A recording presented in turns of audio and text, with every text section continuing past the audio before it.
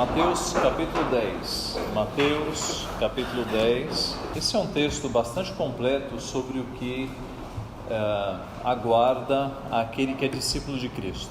Cristo, ele escolhe os seus discípulos, eles estão aqui nomeados no verso 2, os 12 apóstolos, e ele vai dar várias instruções a esses 12, é um texto bastante completo. É possível dividir em 4 partes mesmo. A primeira parte, o primeiro bloco, do 5 ao 15, como sendo o que você pode chamar de as dificuldades do discípulo, do verso 16 ao 23, as perseguições, do verso 24 ao 33, a soberania de Deus, e do verso 34 até o 42, na verdade do 40 ao 42, as recompensas, né, o galardão, há uma repetição de galardão nesse último trecho. Do verso 34 ao 39 é possível colocá-lo ainda aqui como as perseguições. Então dá para dividir o texto em dificuldades, perseguições, soberania de Deus, porque o discípulo de Cristo vai contar sempre com o Pai auxiliando, e nesse terceiro bloco há uma repetição de não temas, não temas, não temas, não temas os que podem matar o corpo. É nesse texto que fala: não se vendem 2 pardais por um asse, e nenhum deles cairá em terra sem o consentimento do vosso Pai, até os cabelos todos da vossa cabeça estão contados. Então há uma ênfase na soberania para mostrar que o discípulo não está sozinho na sua missão. E lá no final, o último bloco, falando da recompensa eterna, do galardão que terá aquele que é discípulo de Cristo.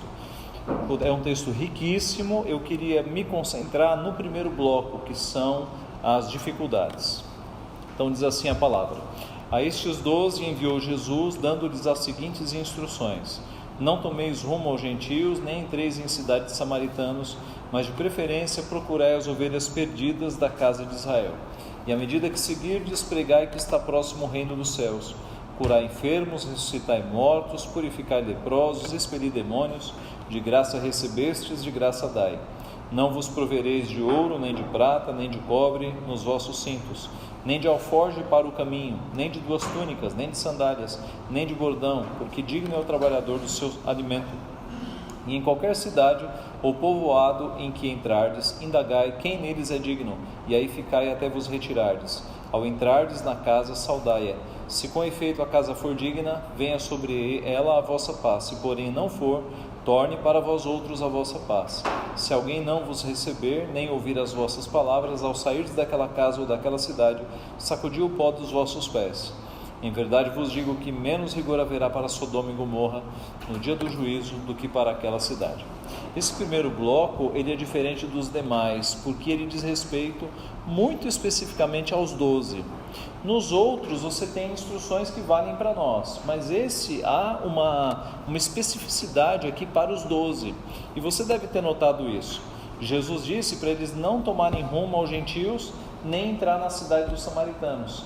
Nesse momento Jesus está dizendo: vocês vão buscar as ovelhas perdidas da casa de Israel. Nós sabemos que na revelação vai chegar o tempo em que as ovelhas que não são daquele aprisco, as ovelhas que não são de Israel, serão alcançadas, os gentios serão alcançados. Mas neste momento inicial, a instrução para os 12 é: a prioridade são as ovelhas da casa de Israel. E a pregação que já vinha de João Batista anunciando o reino dos céus deve ser seguida. E aí Jesus diz: curai enfermos, ressuscitai mortos, purificai leprosos, expeli demônios, de graça recebestes, de graça dai. É bem interessante a ordem de Jesus para fazer todo esse ministério e não receber, não cobrar, né? Como isso contrasta com os dias atuais de teologia da prosperidade, em que as igrejas nem fazem isso e já estão cobrando e cobrando. Jesus dá uma outra instrução aqui, que eles não deveriam se prover nem de ouro, nem de prata, nem de cobre nos seus cintos. Dificilmente ele está falando em barra de ouro, barra de prata ou barra de cobre. Muito provavelmente ele está falando nas moedas da época, que eles não deveriam levar provisões, moedas de ouro, prata ou cobre. E esse texto é interessante porque Possivelmente, algum discípulo tivesse moedas para levar. Jesus diz que eles não devem levar 2 túnicas. Possivelmente, eles tivessem 2 túnicas, nem sandálias, nem bordão, porque digno é o trabalhador do seu alimento. Jesus está forçando os discípulos aqui a viverem na dependência do Pai. Eles não devem levar coisas a mais. Ele está dando uma lição para ele. O discípulo, e esses 12 que são os primeiros, isso serve para nós, eles deveriam aprender a viver na dependência do Pai. Eles não poderiam levar provisões para pagar hospedarias, por exemplo. Jesus diz que quando eles entrarem numa cidade, eles deveriam verificar, verso 11, quem era digno naquela cidade e ser hospedado por essa pessoa. Então eles dependeriam da hospitalidade dos irmãos. Jesus está forçando os seus 12 primeiros a terem uma vida simples e uma vida de dependência do Pai. Trazendo para os nossos dias, meus irmãos, é escandalizador quando você ouve notícias de pregadores que só vão pregar na tua igreja se ficar hospedado em hotel. Ou então, combina a oferta antes. Esse tipo de coisa, sabe? Que mais parece de mercenário do que de discípulo do Senhor Jesus. Quando Jesus dá ordem aos 12, ele diz: de graça recebestes, de graça dai. Não é para cobrar. Vocês vão trabalhar muito, mas não é para aceitar dinheiro. Vocês não vão levar recursos a mais. Vocês têm que viver na dependência do Pai. E vocês vão viver de hospitalidade. Vocês vão viver da generosidade dos próprios irmãos. Isso nos ensina, meus irmãos, embora o texto seja para os apóstolos, muito específico, mas há princípios aqui que nos ensinam, né? Um pastor, né, um missionário, a missionária, né, aqueles que estão se preparando aqui, tem que aprender de fato a viver vida simples e na dependência do Pai, na dependência do Pai. Nós não podemos perder a simplicidade do Evangelho em momento nenhum. Então, quando uma igreja te convidar para pregar, aceite dormir na casa dos membros, não vai exigir hotel. Se te colocarem num colchonete no chão, não reclame. Numa cama dura, não reclame. Se te derem uma oferta, agradeça a Deus. Se não te derem, não pragueje, não murmure. Isso falando de convites, mas falando aí do ministério de uma forma geral, a gente percebe que Deus obriga alguns de nós a vivermos na dependência.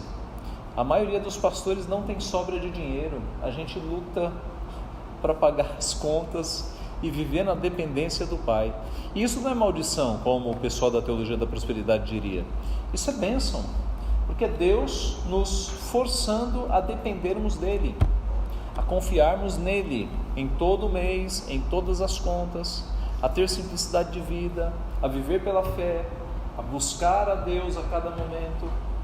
É bem comum a fala de que Deus nos ordena a pedirmos o pão nosso de cada dia, que o nosso coração idólatra, se possível, ele pediria o pão para o ano, né? Então Deus nos faz com que nós tenhamos de fato a dependência diária do Pai, a dependência diária. Note, os 12, a base, né, aqueles que constituem o nosso testemunho apostólico, eles foram ensinados assim. Isso é um padrão que deve atingir a nós, que somos os discípulos de Cristo, que vamos sair aí pelo mundo afora, se Deus quiser, pregando o Evangelho, que as pessoas olhem para nós, discípulos de Cristo, e não vejam pastores gananciosos, que só aceitam um campo dependendo do salário, que só vão pregar em grandes capitais, que só aceitam convites se tiverem super condições de hospedagem. Que Deus nos livre de tudo isso, meus irmãos. Que nós sejamos de fato homens simples, que vivem na dependência do Senhor, para que as pessoas olhem para nós e se lembrem, quem sabe, dos primeiros apóstolos, né? Que Deus então nos abençoe, nos faça homens à semelhança daqueles primeiros que Jesus comissionou.